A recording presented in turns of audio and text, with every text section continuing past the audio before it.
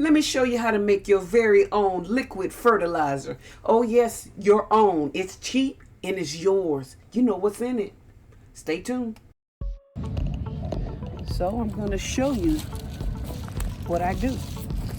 I just have some old celery here, and I did dice it up before I left out of the house. I'm just going to pour it in here.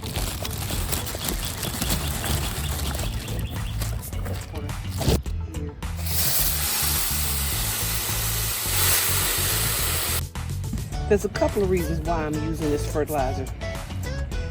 One is that every vegetable that's in here, I know what's in here.